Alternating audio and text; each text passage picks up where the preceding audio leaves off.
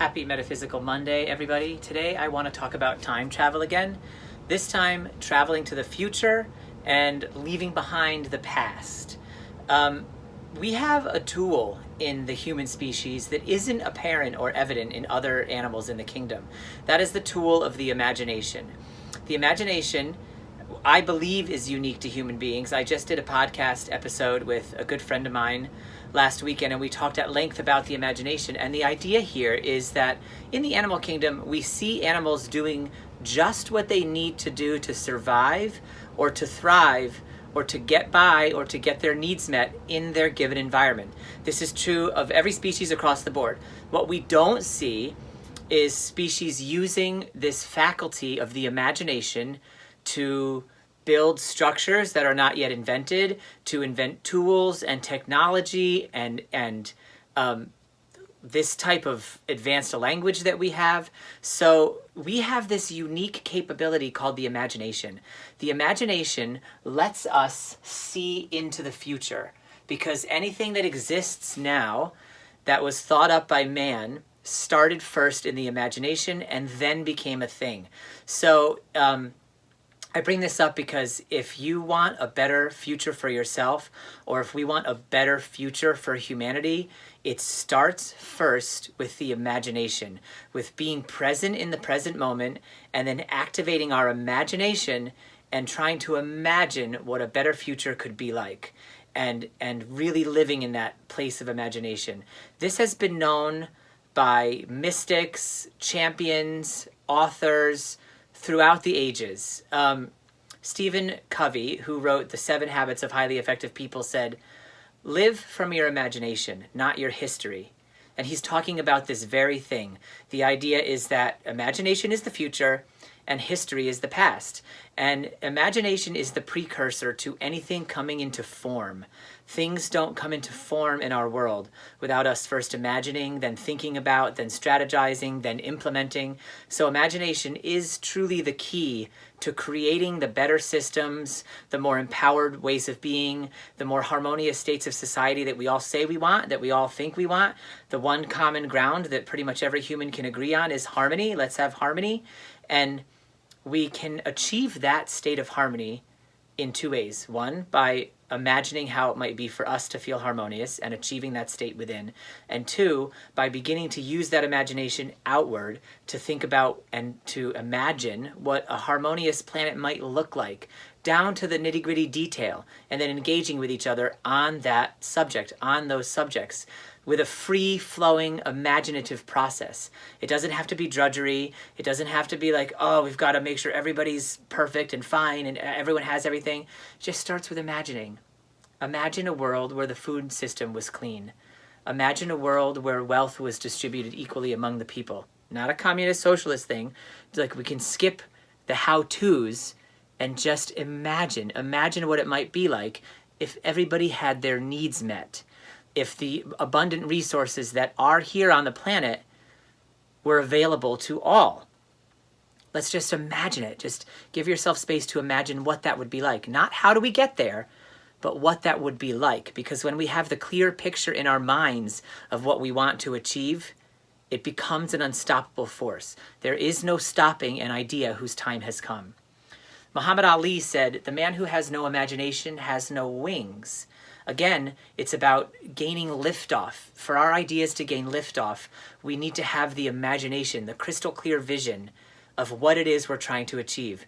We don't need to have every single how-to lined up and every single implementation step figured out. Tony Robbins talks about people not starting on their dreams because of the tyranny of the how. And that's something that I think our whole society, our whole global species is suffering from right now. The tyranny of the how. How do we get from here to there? Well, let's just put the how aside for now and instead activate our imaginations. Let's have open discussions about what type of society we want to see and what it might be like and what would that world look like and how would we behave in that world. William Blake said, "What is now proved was once only imagined." Same idea here, that in order to get to a thing, to get to a place, to get to a destination, it starts by activating our imagination. Not activating our strategic center, not activating our to-do list, not activating our worker bee, but activating our imagination, this faculty that is unique to all of humanity, but is as yet underutilized, and I think sometimes misunderstood as something that's for fantasy and for children. But the imagination is something we all have. We use it every day to create the reality of that day, even unconsciously, just by imagining what the day might go like, without even realizing we're doing that. So let's deliberately imagine. Let's put our imagination to good use.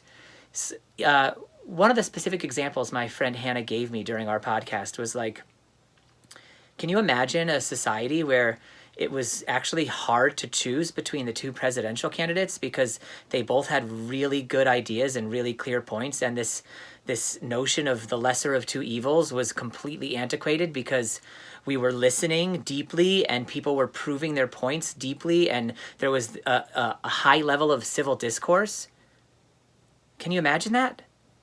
I mean, really though, can you? Stop and think for a minute. Can you even imagine what that would be like? If you can, that's amazing. But if you can't, and sometimes I find it hard to imagine that, if you can't even imagine that, then stop and practice this imagination muscle, because we've let our imagination atrophy and we need to work it out. We need to work it out, put it into practice, and start using our imagination to bring things into being, to bring things into form. Things will form either way, but they can form in spite of us, or they can form because we have become an imaginative species who has imaginative ideas and therefore creates imaginative solutions to very epic problems in the world. Mark Twain said, "You can't depend on your eyes when your imagination is out of focus."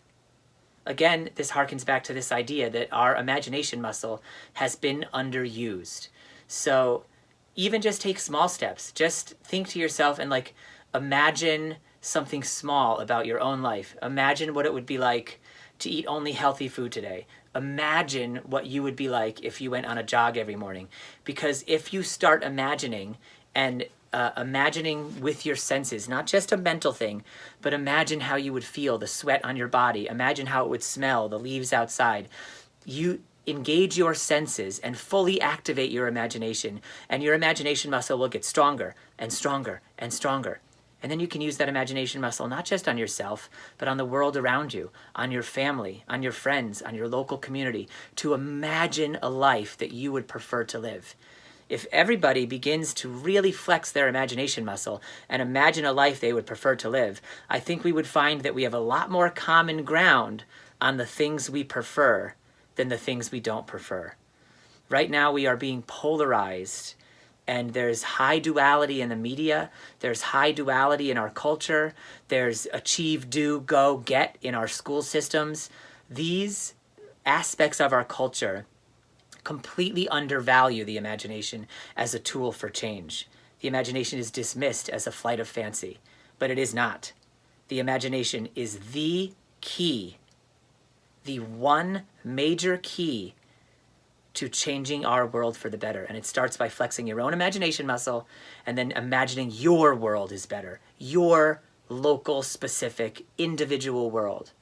When that starts to happen, the imagination becomes contagious and unstoppable and spreads further and further and further.